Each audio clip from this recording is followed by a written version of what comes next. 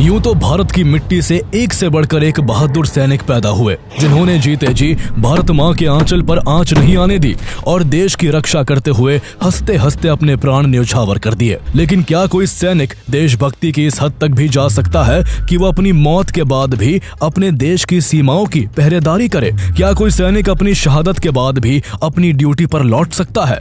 ये सवाल किसी को भी अंदर तक झकझोरने के लिए काफी है। लेकिन कमाल की बात यह है कि ये कोई कल्पना या सुनी सुनाई कहानी नहीं, बल्कि वास्तविक घटना है जिसे इंडियन आर्मी भी सच मानती है। भारत चीन सीमा की उन पहाड़ियों पर जहां हर सांस बर्फ की तरह ठंडी और हर रात मौत जितनी लंबी होती है, वहां आज भी उस शहीद सैनिक की प्रेजेंस महसूस की जाती है। उस शहीद सैनिक के साथियों का विश्वास है कि जब भी नाथू ला पर कोई सैनिक अपनी ड्यूटी से मुंह मोड़ता है या फिर नींद की झपकियां लेता है, तब वो शहीद सैनिक जोरदार चांटा जड़कर उसे झकझोर कर उठा देता है। हैरानी की बात यह है कि चीनी सैनिकों ने भी इंडिया चाइना बॉर्डर पर उनकी प्रेजेंस को कंफर्म किया है। ये कहानी है भारत के लेजेंडरी सोल्जर बाबा हरभजन सिंह की, जो मौत के बाद भी अपनी ड्यूटी निभाते रहे। और हैरानी की बात यह है कि इसके लिए उन्हें सैलरी भी दी जाती रही।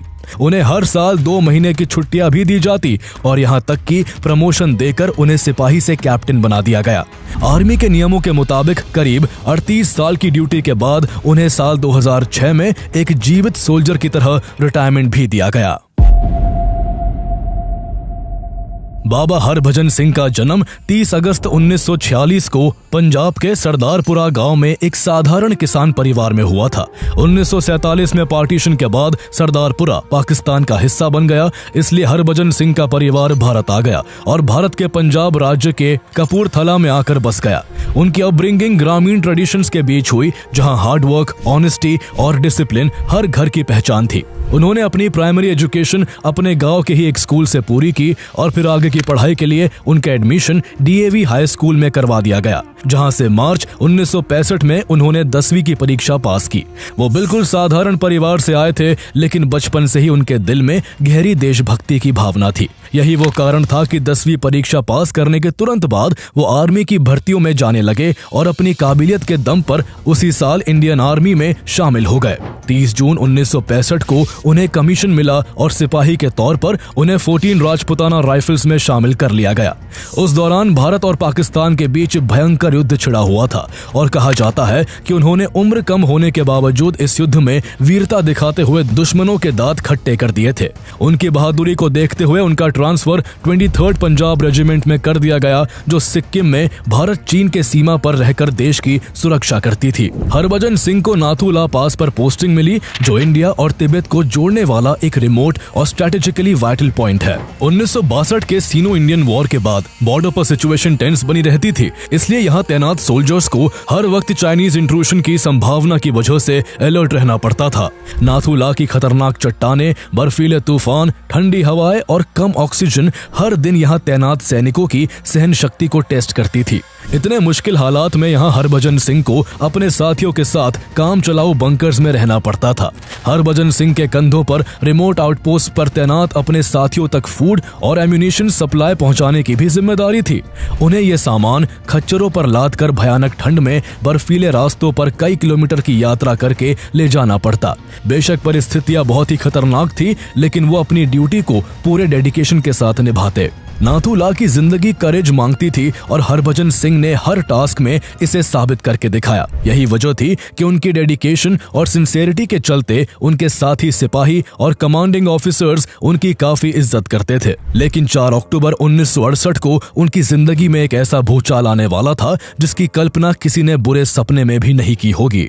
4 अक्टूबर 1968 को हरभजन सिंह कई खच्चरों पर सामान लादकर बटालियन हेडक्वार्टर तेकुला से डेंगचूकला की ओर निकले। उस दौरान सिक्किम और वेस्ट बंगाल का नॉर्थ का इलाका लगातार हो रही भारी बारिश के कारण लैंडस्लाइड और फ्लड जैसे नेचुरल डिजास्टर से जूझ रहा था और इसने वहां की हजारों जिंदगियां निगल ली थी। रास्ता बर्फीला और काफी फिसलन भरा था, इसलिए हरभजन सिंह बहुत संभल कर चल रहे थे। लेकिन तभी अचानक उनका पैर फिसल गया और वो एक तेज धारा वाली नदी में जा गिरे।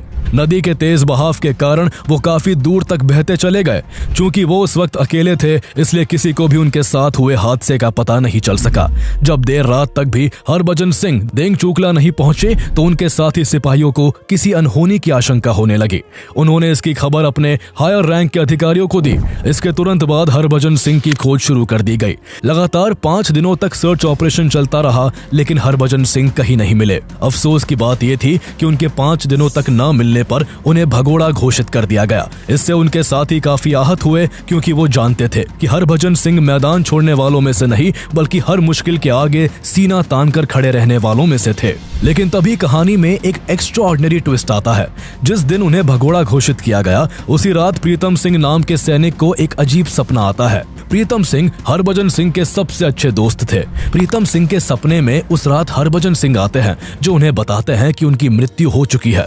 वो सपने में अपने दोस्त को यह भी बताते हैं कि उनकी मौत कैसे हुई थी और उनका शरीर इस वक्त कहाँ मिलेगा। जैसे ही सपना खत्म हुआ, प्रीतम सिंह हड़बड़ाकर उठ गए और भागकर अपने साथी सैनिकों को इस सपने के बारे में बताया। उनकी कहानी सुनकर हर कोई हैरान था। जहां कुछ सैनिक उसे बस प्रीतम सिंह के मन का वहम बताकर उनका मजाक उड़ाते हैं, तो वही कुछ सैनिक ऐसे भी थे जिन्हें यह सपना सच लगता है। वो फैसला करते हैं कि सपने में हरभजन सिंह ने जिस जगह पर अपनी बॉडी को बताया था, वो वहां जाकर देखेंगे। अगले दिन कुछ सैनिक सपने में हरभजन सिंह द्वारा बताई गई लोकेशन पर उन्हें खोजने के लिए पहुंच गए। वो अभी कुछ ही मीटर सर्च कर पाए थे कि तभी उन्होंने जो देखा, उसे देख उनकी आंखें खुली की खुली रह गई। उन्होंने देखा कि वही पास में हरभजन सिंह की बॉडी पड़ी हुई है। जिस काम को सेना 5 दिन की खोज के बाद भी नहीं कर पाई थी, वो महज एक सपने की बदौलत कुछ ही मिनटों में हो गया था। ये देखकर वहां मौजूद हर सैनिक हैरान था। कुछ सैनिकों को काफी शर्मिंदगी भी महसूस हुई, क्योंकि हरभजन सिंह को पहले कायर समझकर भगोड़ा घोषित कर दिया गया था। लेकिन इसके बाद सेना ने अपनी गलती सुधारी और हरभजन सिंह को शहीद घोषित कर पूरे सैन्य सम्मान के साथ उनका अंतिम संस्कार किया गया। इतना ही नहीं, उन्हें इंडिया के 2nd highest bravery honour Mahavir चक्र से भी सम्मानित किया गया। लेकिन कहानी में अभी एक रोमांचक मोड़ आना बाकी था। हरभजन सिंह अपनी मौत के बाद भी कुछ ऐसा करने वाले थे जिससे भारतीय सेना की काफी मदद और चाइनीज सैनिकों की भारी आफत होने वाली थी। कुछ दिन तक तो हर रोज की तरह सब कुछ नॉर्मल रहा, लेकिन कुछ दिन बाद नाथू ला पर स्टेशन सोल्जर्स को रात में अक्सर स्ट्रेंज ड्रीम्स आने लगते हैं। उनके सपने में हरभजन सिंह आते हैं, जो उन्हें आने वाले खतरों से आगाह करते हैं और दुश्मन की मूवमेंट्स के बारे में भी बताते हैं। कई सैनिकों ने तो यहाँ तक कहा कि हरभजन सिंह ने उन्हें सपने में कहा है कि मेरा शरीर भले ही खत्म हो गया है, लेकिन मेरी आत्मा ऑन ड्यूटी रहेगी। मेरे लिए यहाँ एक मंदिर बना देना, जहाँ से मैं अपने देश की सेवा करता रहूंगा। शुरुआत में ऑफिसर्स ने इसे लाइटली लिया, लेकिन धीरे धीरे जब ये घटनाएं बढ़ने लगी और कई बार ऑन ड्यूटी सिपाहियों ने उनकी मौजूदगी को महसूस किया, तो सभी हैरान रह गए। जब भी कोई किसी घटना का शिकार होने वाला होता, तो पहले ही किसी अनदेखी आवाज से रुक जाता। ऐसे में साथी सैनिकों को एहसास होने लगा कि हरभजन सिंह एक अदृश्य पहरेदार बनकर उनके साथ है। जब इस तरह की बातें बढ़ने लगी, तो कुछ हाई रैंक ऑफिसर्स खुद इस मामले की जांच के लिए नाथूला पहुंचते हैं, लेकिन वो भी तब चौंक जाते हैं जब उन्हें खुद भी हरभजन सिंह की मौजूदगी का अनुभव होता है। धीरे धीरे साथी सैनिकों का विश्वास और मजबूत हो गया कि हरभजन सिंह अपनी मौत के बाद भी उनके साथ ड्यूटी कर रहे हैं। उनकी प्रेजेंस भले ही फिजिकल रूप में अनसीन थी, लेकिन ट्रूप्स के लिए उनके होने भर का एहसास ही उनका हौसला बन गया। इसके बाद सैनिकों के बीच उनके स्पिरिट के सुपरनैचुरल एक्ट्स की स्टोरीज फैलने लगी। कुछ ने कहा कि उन्होंने उन्हें ट्रेचरस माउंटेन पासेस पर रात में पेट्रोलिंग करते हुए देखा है, तो दूसरों ने नोटिस किया कि उनके नाम पर रखी वाटर बॉटल्स मिस्टीरियसली सुबह तक खाली हो जाती है, जैसे कि उन्होंने ड्यूटी से आने के बाद इन्हें पिया हो। बहुत से सैनिकों ने माना कि हरभजन सिंह ने उनको एम्बुशेस, एक्सीडेंट्स और नेचुरल डिजास्टर से प्रोटेक्ट किया है। सिर्फ सैनिक ही नहीं, वहां आसपास के लोकल्स को भी एक अदृश्य आत्मा के होने का एहसास होता है। इसके बाद उन्हें देवता का दर्जा देकर बाबा हरभजन सिंह कहा जाने लगा। उनकी रेजिमेंट ने नाथूला से कुछ किलोमीटर की दूरी पर बाबा हरभजन सिंह का एक श्राइन बना दिया। इस श्राइन को एक सोल्जर के रूम जैसा मेंटेन किया गया। यहाँ रोज बाबा हरभजन सिंह के लिए उनके साथी सैनिक प्रेस यूनिफॉर्म्स, पॉलिश्ड बूट्स रखते और उनके सोने के लिए बेड बनाया जाता। इतना ही नहीं, उन्हें खाना भी परोसा जाता। उनके बिस्तर के पास पानी की बोतल रखी जाती, ताकि उन्हें प्यास लगे तो पीने के लिए पानी मौजूद रहे। साथी सैनिक अपनी ड्यूटी शुरू करने से पहले उन्हें सल्यूट करते। ऐसा लगता था कि बाबा हरभजन सिंह सच में उनके साथ रहते हैं और जीवित है। इंडियन आर्मी ने न केवल उनकी मौजूदगी को माना बल्कि आर्मी ने बाबा हरभजन सिंह की ऑन ड्यूटी को ऑफिशियली भी रिकॉग्नाइज किया। यह इतिहास में पहली बार था जब किसी सैनिक को मरने के बाद भी एक्टिव सोल्जर माना गया। उनके लॉकर, यूनिफॉर्म और पर्सनल बिलोंगिंग्स को वैसे ही प्रिजर्व किया गया जैसे किसी जिंदा सैनिक के लिए किया जाता है। कई बार ऐसा हुआ कि जब सुबह सैनिक उनके श्राइन में दाखिल हुए तो देखा कि चादर पर सिलवटें थी जैसे कोई अभी अभी सोने के बाद उठा हो। बिस्तर के पास रखे जूतों पर मिट्टी के निशान मिले जैसे बाबा हरभजन सिंह ने रात में पहरा दिया हो। मौत के बाद भी वो न केवल खुद सीमा पर देश के लिए पहरेदारी कर रहे थे बल्कि वो अपने साथी सैनिकों को ड्यूटी के टाइम अलर्ट रहने का पाठ भी पढ़ाते हैं। अगर किसी जवान को ड्यूटी करते हुए झपकी आती तो उन्हें एक जोरदार थप्पड़ पड़ता। नाथूला पर पोस्टेड कोई भी सैनिक अगर ड्यूटी के दौरान लापरवाही बरतता तो बाबा हरभजन सिंह उसे झकझोर कर उठा देते थे। सैनिकों के लिए उनकी मौजूदगी एक प्रेरणा बन गई। उन्हें लगता कि जब एक सैनिक मरने के बाद भी अपनी ड्यूटी निभा रहा है तो उसे जिंदा रहते हुए ऐसा करने में जरा भी लापरवाही नहीं करनी चाहिए। बाबा हरभजन सिंह की सच्ची देशभक्त आत्मा के चलते सैनिकों में यह विश्वास बन गया कि चाहे कितनी भी भयंकर ठंड हो, चाहे कितने ही बर्फीले तूफान सरहद को हिलाने की कोशिश करे, चाहे दुश्मन कितनी भी घात लगा ले, बाबा हरभजन सिंह उनके साथ मौजूद है जो उन्हें कोई भी अनहोनी और हमला होने से पहले सतर्क कर देंगे। हैरानी की बात यह है कि ऐसा सिर्फ भारतीय सैनिक ही नहीं महसूस करते बल्कि इसका एहसास चाइनीज सोल्जर्स को भी होता है। कई बार चीनी सैनिकों ने अपने सीनियर से शिकायत की कि उन्हें भारतीय सीमा पर एक सफेद घोड़े पर सवार कोई सैनिक नजर आया है। कहा जाता है कि जब भी कोई चीनी सैनिक भारतीय सीमा में घुसपैठ करने की कोशिश करता तो बाबा सफेद घोड़े पर सवार होकर उसका रास्ता रोक लेते। चीनी सैन्य अधिकारियों ने एक बार भारतीय अधिकारियों को पत्र लिखकर कहा, अपने उस सफेद घोड़े वाले सिपाही को वापस बुला लो। लेकिन भारतीय अधिकारी जानते थे कि वो किसी इंसान को नहीं बल्कि एक आत्मा को देख रहे हैं और उसे रोक पाना किसी के लिए संभव नहीं है। आलम यह हो गया कि जब भी भारत और चीन के बीच कोई फ्लैग मीटिंग होती, भारतीय सैन्य अधिकारी सम्मान और विश्वास के प्रतीक के रूप में बाबा हरभजन सिंह के लिए एक खाली कुर्सी छोड़ देते। ऐसा लगता जैसे बाबा भी वहां मौजूद है और संकेतों के जरिए उन्हें अपने वैल्यूएबल टिप्स दे रहे हैं। भारतीय सेना ने बाबा हरभजन सिंह को न केवल ऑन ड्यूटी सोल्जर माना बल्कि उन्हें बाकी सैनिकों की तरह बाकायदा सैलरी और प्रमोशन भी दिया जाता रहा। एक बार जब एक एनजीओ ने इसे अंधविश्वास कहकर इसका विरोध किया तो उनके रेजिमेंट के सैनिकों ने जवाब दिया, हम अपनी सैलरी का एक हिस्सा बाबा के नाम पर देंगे। इतना ही नहीं, इंडियन आर्मी ने उन्हें छुट्टियां देने की भी अरेंजमेंट की। चूंकि बाबा हरभजन सिंह हर साल सितंबर के महीने में छुट्टी पर अपने घर पंजाब के कपूरथला जाते थे, इसलिए जब भी सितंबर का महीना आता सिक्किम से लेकर कपूरथला तक किसी त्योहार जैसा माहौल हो जाता था। यही वो समय होता जब बाबा हरभजन सिंह को सेना से 2 महीने की छुट्टी दी जाती।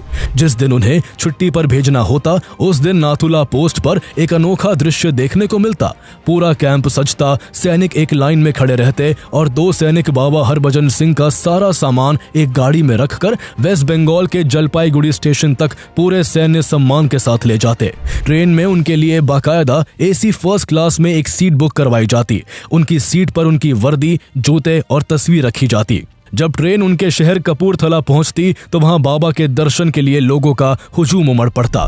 पूरा स्टेशन बाबा हरभजन सिंह अमर रहे के जयकारों से गूंज उठता। जैसे ही सैनिक ट्रेन से उनका सामान बाहर निकालते, भीड़ उसे छूने के लिए आगे बढ़ती। बाबा हरभजन सिंह की मां के लिए 15 सितंबर का दिन किसी सपने जैसा होता। वो उस दिन सुबह से ही अपने बेटे की तस्वीर के सामने बैठ जाती, बाबा हरभजन सिंह के लिए कपड़े सजाती और उनके कमरे को वैसे ही तैयार करती जैसे वो उनके जीवित रहते किया करती थी। 2 सेना के जवान उस दिन बाबा हरभजन सिंह का सामान उनके घर दे जाते और ऐसा माना जाता कि वो छुट्टियों के लिए वापस घर आ गए हैं। इसके बाद उनके घर में रौनक लौट आती। वहां लंगर लगाया जाता, लोग उनके दर्शन के लिए आते और पूरा गांव भक्ति में डूब जाता। लेकिन जिस दिन बाबा वापस ड्यूटी पर जाते, उनके घर के साथ साथ पूरा गांव सूना पड़ जाता। 15 नवंबर का दिन बाबा के वापस ड्यूटी पर लौटने का दिन होता। उस दिन 2 सैनिक उनके घर पहुंचते, कमरे से उनका सामान लेते और ट्रेन से उन्हें वापस ले जाते। जब जब बाबा हरभजन सिंह को छुट्टी पर भेजा जाता, सेना को विशेष रूप से अलर्ट कर दिया जाता और चौकसी बढ़ानी पड़ती। कई बार इंडिया चाइना के बीच जब बॉर्डर पर टेंशन बढ़ जाती तो उनकी छुट्टियों को कैंसिल भी कर दिया जाता। बाबा हरभजन सिंह की लेजेंड सिर्फ नाथुला के रोजमर्रा के रूटीन्स तक सीमित नहीं रही, ये मिलिट्री ऑपरेशंस और वॉर टाइम विजिलेंस तक फैल गई। चीनियों के साथ कई झड़प के दौरान बाबा हरभजन सिंह की ब्लेसिंग्स की स्टोरीज उनके रेजिमेंट में फैलने लगी। कई सोल्जर्स ने माना कि बाबा ने कई बार क्रिटिकल सिचुएशंस में उन्हें अलर्ट किया। बाबा हरभजन सिंह की मौत के बाद भी उनके परिवार को उनकी सैलरी दी जाती रही और उन्हें प्रमोशन भी मिलते रहे। समय के साथ उन्हें सिपाही से प्रमोट करके कैप्टन बना दिया गया। सेना के नियमों के तहत साल 2006 में बाबा हरभजन सिंह का टेन्योर खत्म होना था, इसलिए उसी साल उन्हें फॉर्मली इंडियन आर्मी से रिटायर कर दिया गया। हालांकि रिटायरमेंट के बाद भी बाबा हरभजन सिंह की आत्मा को बॉर्डर पर ही महसूस किया जाता रहा। ऐसे में माना गया कि जो देशभक्त सैनिक मरने के बाद भी अपनी ड्यूटी निभा रहा है, वो भला रिटायरमेंट जैसी फॉर्मेलिटी को कहां ही मानेगा। इसलिए उनके ऑफिशियल रिटायरमेंट के बाद भी उनकी सर्विस बदस्तूर जारी रही। उन्हें हर बार की तरह छुट्टियों पर भी भेजा जाता रहा। 2017 तक इंडियन आर्मी उन्हें पहले की तरह ही ट्रेन में सीट बुक करवाकर उनके घर भेजती रही। लेकिन 2017 में कुछ लोग इंडियन आर्मी पर अंधविश्वास फैलाने का आरोप लगाकर कोर्ट चले गए। इसके बाद बाबा को उनके घर भेजने का सिलसिला थम गया। माना जाता है कि बाबा हरभजन सिंह अब बिना किसी छुट्टी के 12 के 12 महीने नाथुला में ही ड्यूटी करते हैं। नाथुला में आज भी उनकी अखंड ज्योति जलती है। समय के साथ उनकी आस्था का दायरा सैनिकों से आगे बढ़कर आम लोगों तक भी पहुंचा। शुरू में जहां उनका मंदिर एक छोटे से बैरक में था, वहां एक भव्य मंदिर बना दिया गया, जहां 3 सैनिक बाबा के लिए उनके कपड़े, जूते, खाने का सामान, पानी की बोतल और उनका बेड तैयार करते हैं। बाद में डोकलाम से सिर्फ 4 किलोमीटर की दूरी पर बाबा हरभजन सिंह का एक और मंदिर बनाया गया, जिसे आज लोग न्यू बाबा मंदिर के नाम से जानते हैं। मंदिर के मुख्य कक्ष में बाबा हरभजन सिंह की पीतल की मूर्ति और उनकी युवावस्था की बड़ी तस्वीरें लगी है। जब उनकी मृत्यु हुई थी तब उनकी उम्र महज 22 साल थी। न्यू बाबा मंदिर चीन की सीमा से इतना करीब होने के बावजूद यहाँ दिन भर सैनिक और नागरिक बाबा के मंदिर में दर्शन के लिए आते रहते हैं। श्रद्धालु यहाँ प्रार्थना करते हैं और अपनी मनोकामनाएं व्यक्त करते हैं। मंदिर में रखी कॉपियों में लोग अपनी मन्नतें लिखते हैं और मानते हैं कि जब बाबा अपनी ड्यूटी पूरी करके लौटेंगे तो उसे पढ़कर उनकी हर इच्छा पूरी करेंगे। बाबा हरभजन सिंह के प्रति श्रद्धा और विश्वास का अंदाजा इसी बात से लगाया जा सकता है कि भारतीय सैनिक गैंगटॉक बेस से ड्यूटी पर जाते समय बाबा के मंदिर जाकर उनका आशीर्वाद लेना अपनी परंपरा मानते हैं। एक बार बाबा हरभजन सिंह के भाई रतन सिंह के मन में बाबा के घर में रहने को लेकर डाउट पैदा हो गया था। कहा जाता है कि इसके बाद बाबा हरभजन सिंह ने उनके सामने आकर उनका डाउट क्लियर किया। एक न्यूज चैनल से बात करते हुए रतन सिंह ने बताया कि जब वो एक खाट पर सोए हुए थे तो किसी ने उनके ऊपर चादर उड़ा दी। वो हैरान होकर उठ गए। तभी उनके सामने बाबा हरभजन सिंह प्रकट हो गए और बोले, मैं तुम्हारा भाई हूँ, डरने की कोई जरूरत नहीं है। इसके बाद रतन सिंह ने अपनी माँ की मौत के बाद घर के एक हिस्से में बाबा हरभजन सिंह का मंदिर बना दिया।